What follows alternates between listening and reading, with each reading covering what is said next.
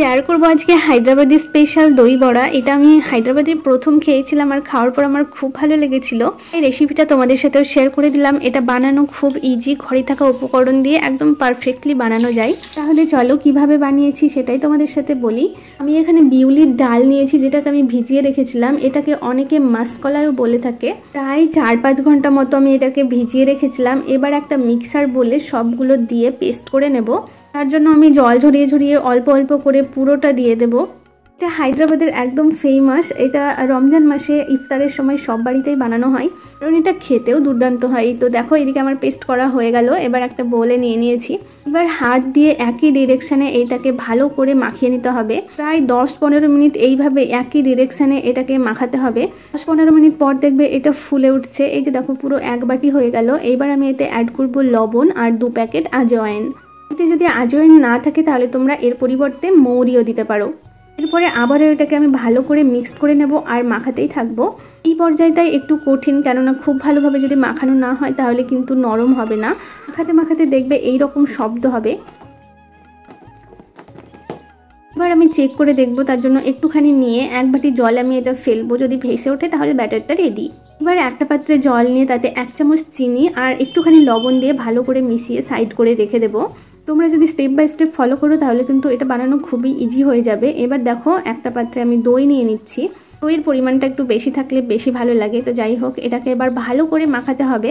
এটাকে অনেক সময় মিক্সারে দিয়েও স্মুথ করা যায়, কিন্তু মিক্সারে দিলে একদম পাতলা হয়ে যাবে। তো যার জন্য আমি চামচ দিয়ে এইভাবে ব্যাটারটাকে রেডি করে নিচ্ছি। একদম দেখো কালার চেঞ্জ হয়ে এসছে, আর ব্যাটারটাও দেখো কতটা স্মুথ হয়েছে।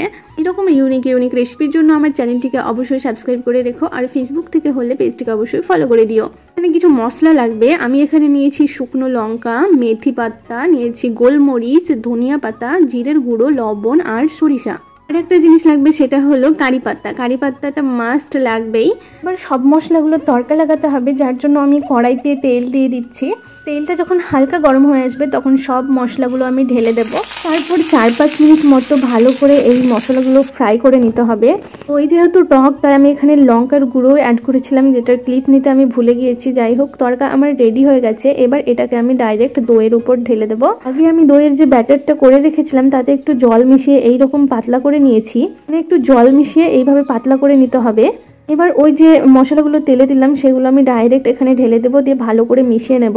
মশলাগুলো যে তেলে দিলাম তার সবটা আমি এখানে দিইনি, অর্ধেক পরিমাণ আমি ওই যে চিনি আর লবণগুলো জল করেছিলাম সেইটাতে মিশিয়ে রাখলাম।